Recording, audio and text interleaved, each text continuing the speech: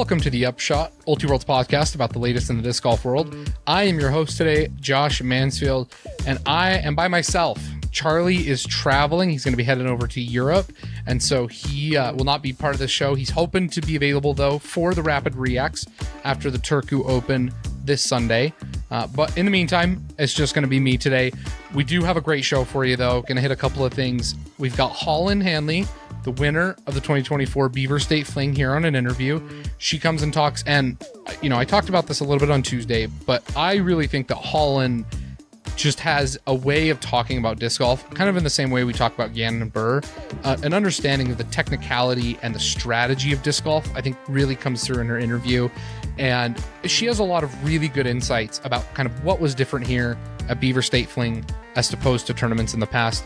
You're not going to want to miss it. Excellent interview. After we're done with Holyn, we'll move over and we will preview the Turku Open and get you ready for the next stop on the Disc Golf Pro Tour Europe stretch. That'll be this weekend. So stay tuned. Up next, Holyn Handley.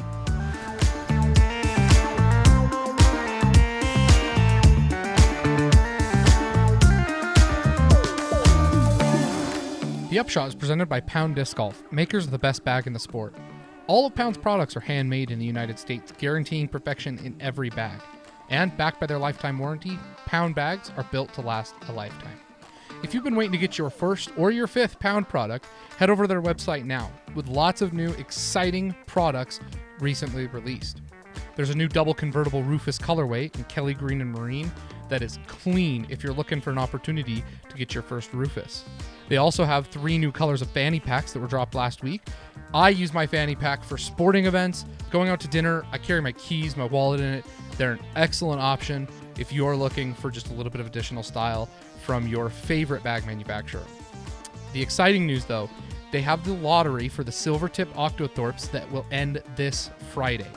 The people selected from this lottery will have a chance to purchase one of 7 super special Silvertip Octothorpe pack colorways. For those of you who don't know, Silvertip is the pen name of one of the most talented sewing machine operators the world has ever seen. Suzanne, aka Silvertip, has been sewing for over 50 years, and the Silvertip series was created in order to showcase the insane talents of the woman that has been the backbone of Pound since almost the very beginning. You can find the link to the lottery on their link tree via their social media, and make sure to head over and get a one-of-a-kind bag that will never be released again. Head over, get your bags today. Pound Disc Golf, makers of the best bag in the sport.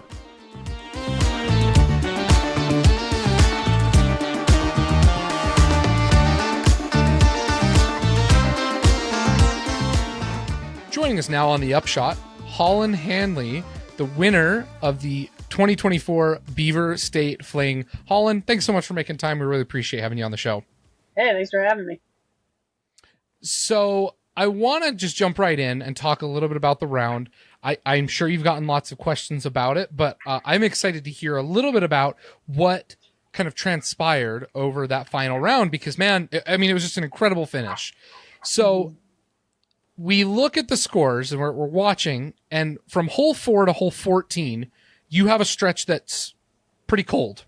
You go 2 over par. There's no birdies in that stretch. And then all of a sudden, something happens after hole 14, and there's like a fire that's lit.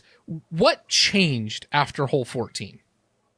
Yeah, so I went into 13 and 14 kind of expecting to get, at least expecting to get a birdie on 13 and like maybe a par on 14 and try to get something going because kind of all day, no one really had anything hot going. I was almost thinking maybe even someone on chase card would be making a push because no one was really shooting back great. And so like missed the birdie on 5, but was like, okay, maybe it's not too huge a deal. Like we still got a little buffer because everyone just messed up on 4, then messed up the shot on 6. It was like, okay, well, let's not get too, upset about that. Let's move on. Nothing really happened on 7, 8 or 9. Missed the birdie opportunity on 10, which is another one that's like really easy. Feels like a must get. Messed up the tee shot on 11. And so walking over, or missed it and then missed again, on 12, just a little bit too high with that forehand. So kind of was missing all of the best opportunities I felt like to score by just like either missing a putt or missing a tee shot. And I I got through 13 and 14 and had gone 1 over through those holes. And in fact, I missed my putt on 14 and I like smacked my shin so hard I left like a pretty good like bruise. Like it was a little bit swollen sitting on hole 15 because I was just that frustrated. And I could feel like my brain kind of going to a place I'd gone to many times before because I've been in this situation before and blown it before, of where I know I can feel myself making it out to be way worse than it actually is. And so at that point, I decided, okay, I should just like see what the actual situation is, and see if there's something, like if there's still a chance, right? And so I pull out my phone because we always have to wait on 15. I pull out my phone. I actually check scores for the first time that day, and I see I'm like 3 back of Owen, and I think 1 or 2 back of Missy. I forget. But I'm mainly looking at that 3 back of Owen, and I know with 15, 16, 17, 18, I know 15 eagles possible. There's a good chance I gain at least 1 stroke if that happens, if not 2, because Owen's way of breaking down the hole, it's a little bit harder for her to birdie. And then I know 17, a lot of stuff can happen. I know I'm way better at that tee shot than she is. There's an opportunity for eagle there for me. And again, she's probably going to have a hard time getting the birdie just knowing what her plan off the tee is. And so I'm thinking, like, there's absolutely a chance if I can just put together 4 good holes. So let's focus up and do our best here. And then I got a great tee shot on 15, got way around the corner, made a little bit of an adjustment going with a more stable Raptor, trying to be like 5 feet short of where I had been the other 2 days and actually have a bid for the eagle. But had that tree just like right in the way. So pitch up to the side, take the birdie. No problem there. Finally birdied again. And then 16 had another huge tee shot, got way around the corner. Owen wasn't able to get a good birdie look. She had like a death putt, I think, and she decided to lay it up because she's got a 3-stroke lead. I didn't throw a great upshot, but I got through anyway, made that putt. I was like, okay, now we're just 2. Like anything could happen here on 17. I throw a decent tee shot, not an eagle tee shot, but a birdie tee shot for sure. She kind of messes up the tee shot and has to lay up. And so I'm thinking at least 1 stroke here because she's probably not going to birdie from that position. So, you know, then maybe I can pick one up on 18. And then she was in a lot trickier spot than I thought she was because that hill was like right in her face and it was almost like her height. And so she like cranks into the hill, goes OB, my jaw drops. And like quickly I'm just like, okay, like the plan's the same. The door's open now, but the plan's the same. We need to get up and down. We need to get the birdie. Like, let's not freak out about this. She gets up and down for like definitely going to get a bogey. And then I get up to my lie and like I watch Missy short her upshot. She threw just like me. She throws a zone backhand and she shorts her upshot. And so I'm thinking like, okay, I need to make sure it's got a little more height so it can kind of skip and scoot up into the wood chips.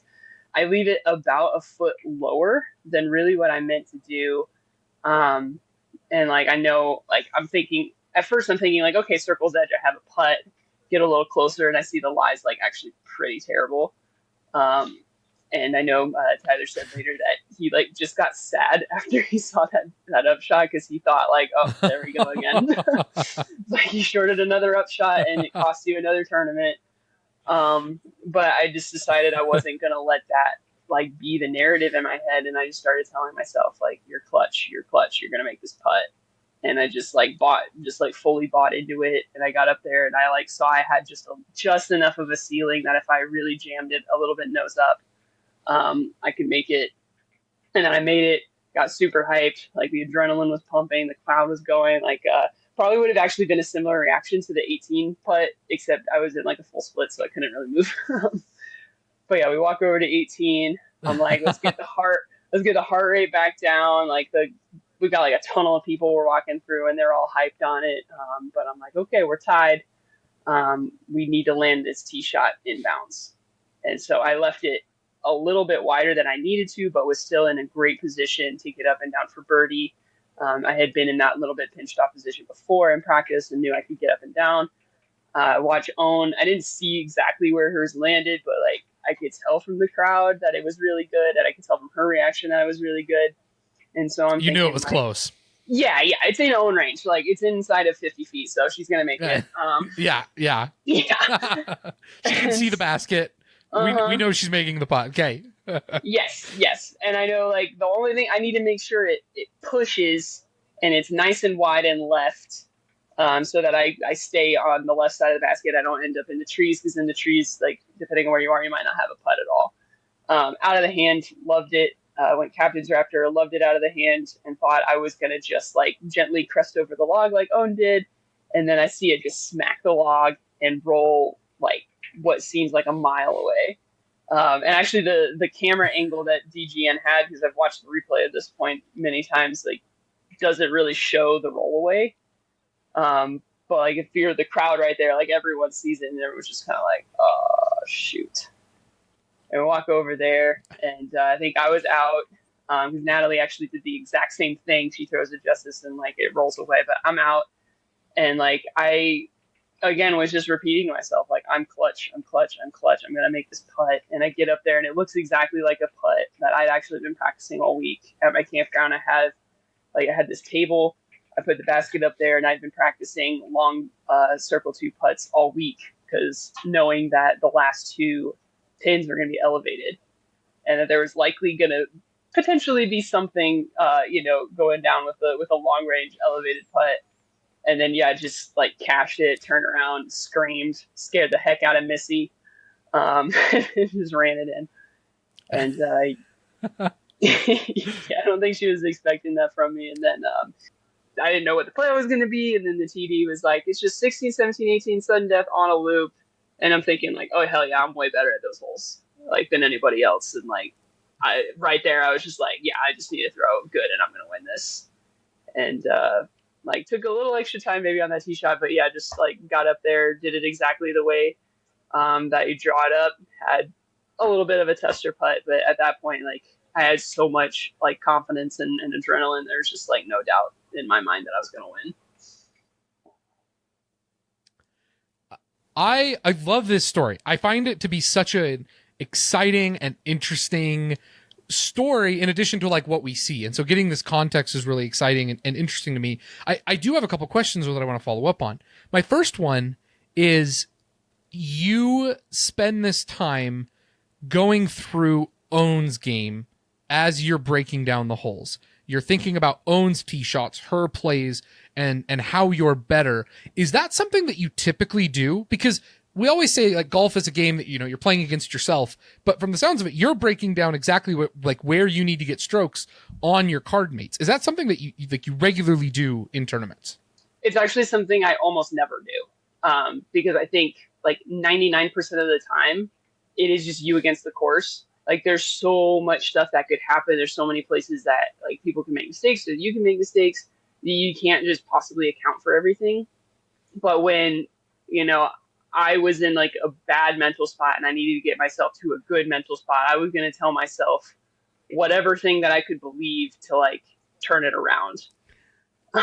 And like, in that moment, I was able to tell myself like, you're the better player on these 4 holes. If there was ever an opportunity, it's right now. And like that got me out of this like kind of almost despair kind of place where I really thought I had already blown it, into a place of like, if you just, pick it up right now, it's still possible.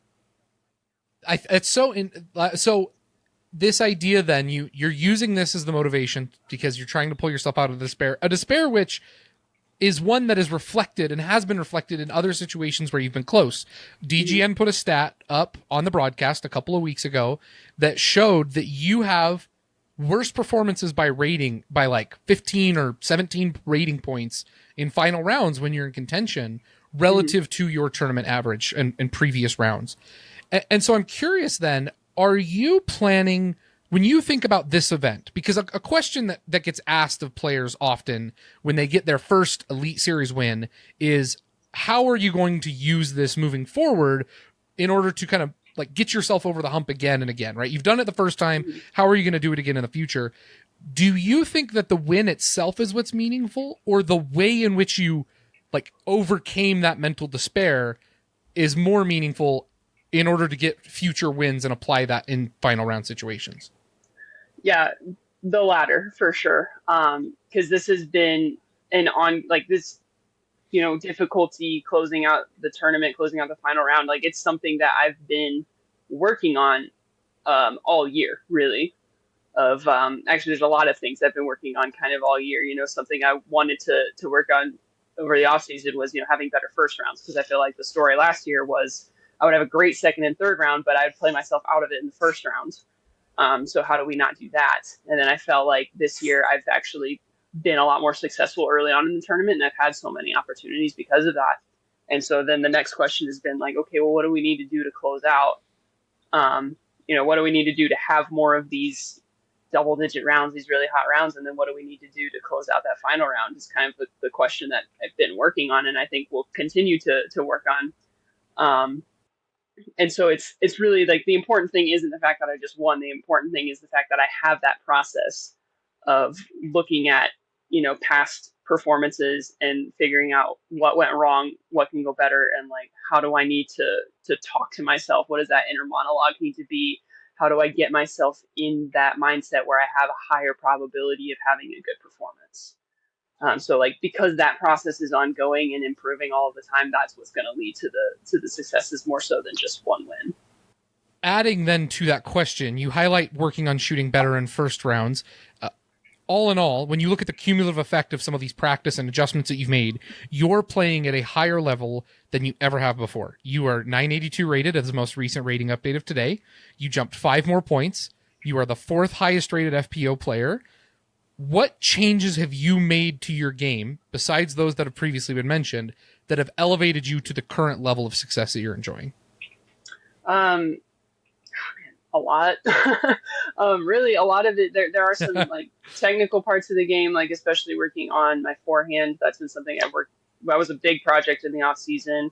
Was getting better angle control, and then I felt like I had a lot of really big forehand problems kind of early in the season in the Texas swing. Kind of peak forehand problems were like at Texas States, but I've really tried to simplify my forehand form, especially the walk up, so that I'm focusing.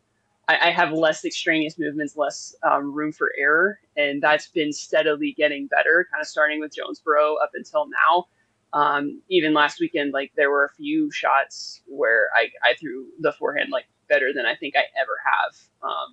And like on a flex line, like I birdied hole 14 in round 2, and like normally that's a shape that I avoid. Like I try not to throw a forced flex because I usually either burn it over into the ground or I get it nose up and it ends up just completely in the wrong spot.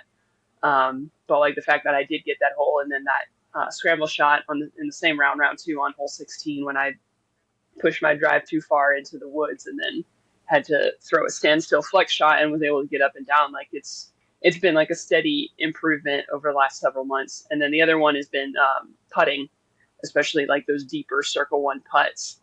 I think I'm doing a really good job with my short game of like identifying when things are like about to be a problem, but maybe aren't a problem yet. And I've made adjustments to kind of my pre-shot routine, the way that I get my feet set up, that has helped me miss left to right a lot less often, and as a result feel a lot more comfortable giving the disc the pace that it needs to actually find the basket. And so like the putting's been a lot better. And then that of course has like downstream effects on taking pressure off of my approach game and off of my tee shots. Cause now, I'm very confident that if it's at 30 feet, I'm going to make that. And so I don't feel like I have to try to push for 10 feet. And then the last thing really has just been the mental side of things. Like, what kind of headspace do I personally play the best in? And I think I had a little bit of a breakthrough during Jonesboro in terms of like actually how powerful belief is. Like I had that second round where I shot 10 down at the beginning of the day. It just like had a few really good holes, and it just kind of felt like everything was going my way and it was just going to be my day. And instead of trying to like bring myself back down to earth and kind of talk myself out of that feeling, I just rolled with it, and it went really well. And I ended up getting second at that event. And so I was like, okay, well that's something to note and maybe try to carry in later. And then in OTB, that first round, they were playing music up on the TO1, and I just decided to like let myself enjoy that, like enjoy how that made me feel. And I felt very relaxed, and I was able to feel super relaxed in rounds 1 and 2, and I played amazing.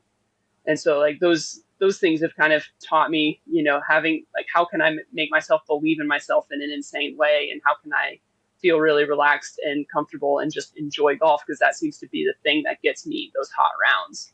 And so now I'm trying to like be more consistent about creating that environment for myself.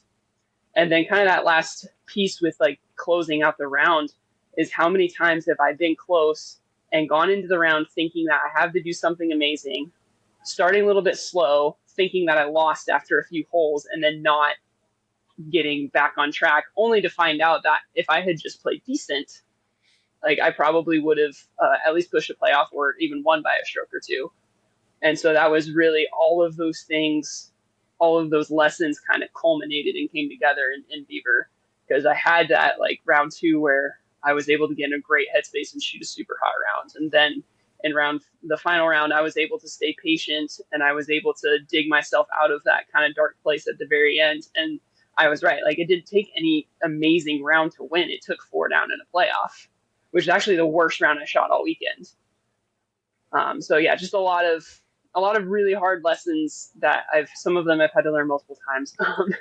And then just really, really consistent work on the technical side to like back all of that up. And then finally, like this week, it was enough. One of the things we've talked a lot about the mental game, and you discussed a little bit here, some of the technical side. One of the things I say often is that I think you have perhaps one of the best understandings and articulations of the technical side of disc golf in the entire sport. What are the things that you have done? You say it's a lot of work on the technical side. What does your practice routine look like? How many are like full rounds are you playing, course breakdowns versus actual just form and technique where you're doing it in open fields, or are you kind of merging the two? What does that look like? Yeah, so during season, I don't mess with my form at all, because I think at this point my form's not perfect, but it's good enough to win. And so making changes to it would kind of, like, I don't think there's much more I'm going to get score-wise from making major changes to my form. I think it would actually be detrimental because I would have to relearn so many shots. So I'm not messing with form at all, but I will kind of pay attention to stuff like, when I'm making my putts, are they kind of starting to leak to the right? Am I hitting the basket on the angle that I normally do, stuff like that. And if I find myself kind of not doing that, I might, like a couple weeks ago, I noticed that I started gripping my putter like slightly differently, but I noticed it before I had a round where I missed a bunch of putts. In fact, it was at Portland. Like, I putted pretty well all week at Portland, but it was, during round 1, I was making putts, but they weren't looking the way that I normally look. And so I had like a really long putting practice session where I figured out like, oh, hey, I'm gripping it weird. And that fixed it. And I putted great the rest of the tournament for the most part. But, being able to like fix those problems before they become real problems. Another example would be like with upshots, my tendency is to, over time, I'll start to short them a little bit. And so if I notice myself, like, I'm trying to put it at the pin, but now I'm putting it at 15 and now I'm putting it at 20. Okay, let's go practice that before I'm putting it at 40, and it starts to become a real problem with my score. But like week to week, my practice regimen is pretty consistently the same. It's 2 practice rounds, and then I'll have a day that's like a little bit open-ended. It's usually upshots and putts. But if I feel like any particular shot is a little off and I need it for that week, I'll spend some time working on that. And then it's usually just like 1 to 2 hours tops, and then it's mostly just rest. For a benchmark, you are often thought of as quite a far thrower as well. How far do you throw your backhand and forehand, and where do you feel like you rank in the FPO field on those distances? That's tough because, like, how far do you throw on what line? You know what I mean? Right. I know, and that's a fair question. Right. Let's say, it's... it's a golf shot for say, but Sure. Let's say there's some flexibility in that hole, right? You're not forced into a specific line that you have to take, but you're trying to reach a pin, not just a wide open field. Okay, yeah, golf shot wise with my backhand, if it's 400 or less, and it's not like uphill, I pretty much expect to be able to get a look on it. For forehand, probably like 360 is like end of my comfort zone. I know I can throw a forehand further than that, but I have to start throwing angles that I'm not super comfortable with. In distance competitions, I think I've touched 460 or so on the backhand. Okay. Where does that put you in the FPO field among other top competitors? I mean, right now, Eliezer's when you're miles on a ahead card of anybody. Yeah, like Eliezer's miles ahead of anybody. Yeah. We're talking distance competitions, and then Ella's probably next. When we're talking golf shots, though, like Ellie can definitely get further than me, but like Ella will get further than me, but it's like by 10 to 20 feet. It's not that much. That it's really like she's not gaining strokes on me because she throws further. And it's the same on the forehand. Like I probably have her by 10, 20 feet on the forehand on golf lines, but again, like no advantage really gained. And then depending on the day, like Evelina and Henna are probably a similar tier to me. Maybe I would give them the nod slightly. Hades up there as well, and Haley and Paige. Paige is probably throws further golf lines just because she's more comfortable with like really understable stuff. So if we're talking like a right finishing shot, she's probably got me just by a little bit. Yeah, I don't know. Is that enough of context? Okay. Yeah, that's great.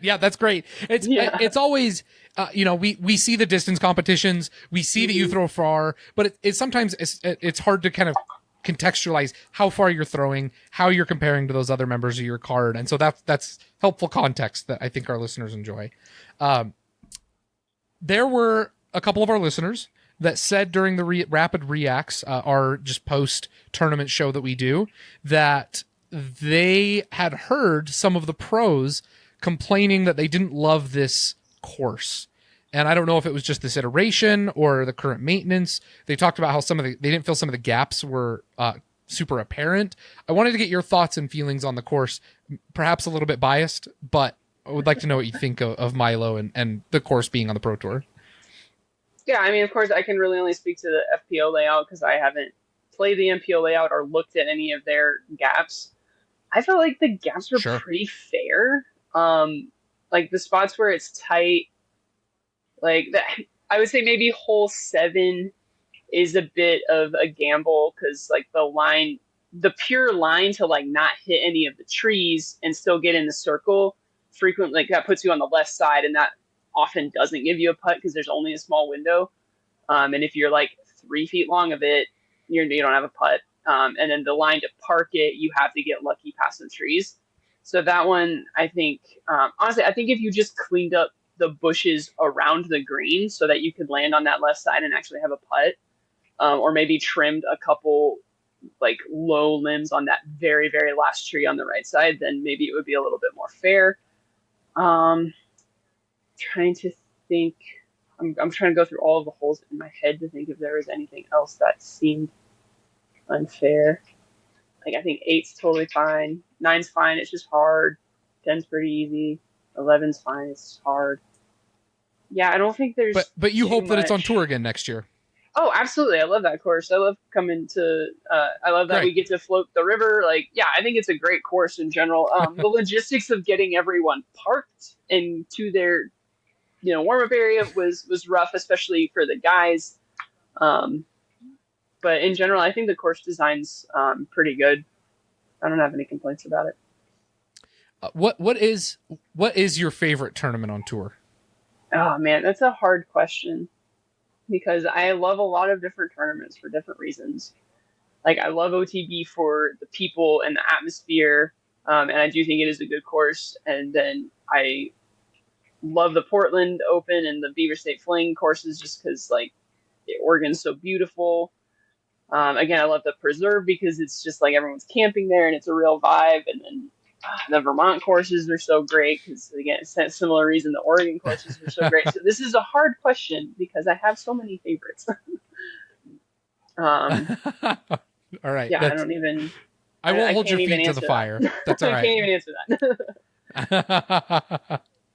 that. Will you be playing any parts of the Euro tour, the European stretch of the tour coming up? Not this year, but hopefully next year. Okay. Is there a reason that you're choosing not to play? I mean, mostly it's because this is gonna sound a little silly, and it feels a little silly when I say it, but like, so we have a cat, right? And he's really old, and he has some health problems, and so we can't like ask someone to cat sit. And yeah, haven't wanted to go to Europe without Tyler because it's the first time either of us have gone to that part of Europe, so we just have been putting it off. You know what? I have pets. I understand. There's nothing wrong with that. My last question then that I've got for you, and then I'll let you go. I appreciate the time that you've given me. Mm-hmm. This is your first Elite Series win, but that is a little bit misleading because you did win the Throw Pink Women's Disc Golf Championship.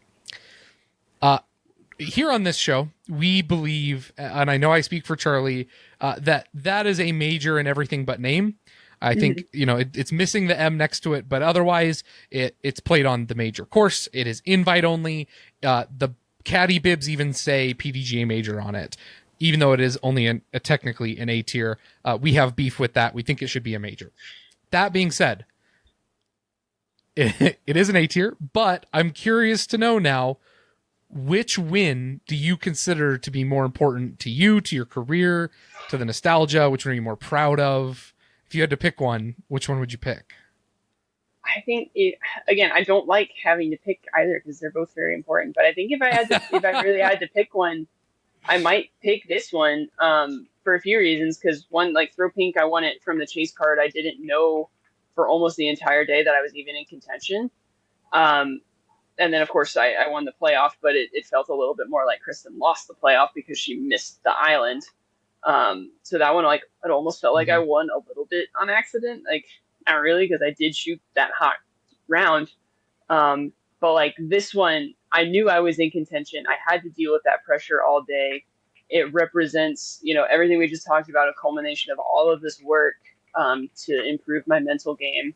And then that moment on hole 18 with that big putt, I think that's like, with how much people are talking about, like, that's a special moment in disc golf, and the fact that I got to have one of those, be a part of my win is really huge to me. So I think even though the more like competitive field was definitely the Throw Pink, I think this one's just like slight nod. They're both impressive victories. Holyn, thank you so much for your time. Congratulations on your victory. We appreciate you coming on the podcast, and we wish you the best of luck upcoming at the Preserve. For all our listeners, stay tuned. We'll be right back here on the Upshot.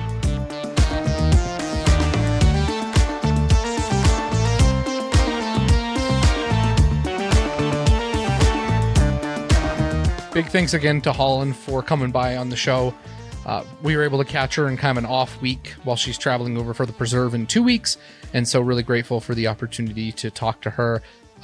Can't wait to talk to Charlie a little bit about this interview, but it just really is remarkable how she breaks down the psychological aspect of the game and the dedicated way in which she improves in both the technical aspect as well as in the mental game. I think it's a really interesting interview and really enjoyed getting to chat with Holyn. Now we're going to shift our focus, though, to the Turku Open, which is going to be happening this weekend. This is the first of the European... This is not the first European Disc Golf Pro Tour event, but it is the first of what feels like a stretch in the build-up to the European Open. Over the next couple of weeks, we're going to alternate between United States and Disc Golf Pro Tour Elite Europe events. And as that happens, you're going to see more and more United States players making their way over to Europe to compete in some of these DGPT Elite events. This weekend, Nicholas Ontala is your highest rated player. He's the only guy in the 1040s and is 11 points ahead of James Proctor and Lowry Lettinen, who are the 1032 rated players. Jakub Semerod is at 1031. After that, you have a lot of players who you recognize, great European players, Mauri Vilman, Vaino Makala, you got Jesse Nieneman, Silver Lot, Oni Armanen. All are playing in this tournament, players that you see and have seen on United States-based events and some of the bigger European events in previous years. On the FPO side, Evelina Salonen, Hanna Blomroos, Silva Saarinen, Heidi Leina, Katie Alsalu, and Rachel Turton all are going to be present. Those are 940 and above rated players. Notably missing still, Kristen Tatar, who has explained that she will be missing due to the broken rib that happened during a remodeling accident or a home improvement project. And so she will not be here this weekend. Previous winners of this event, prior to it being a disc golf pro tour event, last year it was Jessi Nieminen who won with a 32 under, and Rachel Turton at 3 under were your winners. Evelina is a 2-time winner of this event back in 2020 and 2021, but has missed it in the past due to being stateside in order to play in some of the United States-based Disc Golf Pro Tour Elite events. Like a lot of the European events, it is a shorter course. The MPO course is 2,649 meters, or about 8,700 feet. And the FPO is 2,368 meters, or about 7,800 feet. It's a par 62 and a par 63, respectively, for these courses. Looks like another fun one. If you are interested in watching coverage and kind of get an idea of what the flavor is going to look like, there is coverage from previous years on the European Pro Tour coverage. You can find that over on YouTube and catch and see a little bit about what this course is going to be like. But should be another exciting one. It's one that I'm excited. It's another case that I love getting to break up, especially some events here in the United States that we've seen. I mean, the Preserve has been on tour for several years now. Des Moines Challenge has been on tour for several years now. I like getting to break it up and getting to watch some courses that we just don't get to see quite as often because they have not been on the Pro Tour in the past. So make sure to check that out. Will be covered live on the Disc Golf Network, and so you can catch it there. I've reached out to Charlie and asked for his picks, but while I'm recording this, he is currently traveling. And so once he is landed and done with in Europe, hopefully he'll be able to reach out, and we will update our picks tracker so that you can see Charlie's picks. Hopefully this is an opportunity for me to get one on him where maybe he doesn't pay as close attention and doesn't just manage to pick only winners again for the 4th week in a row. Charlie's just been on a heater, winning 3 in a row now.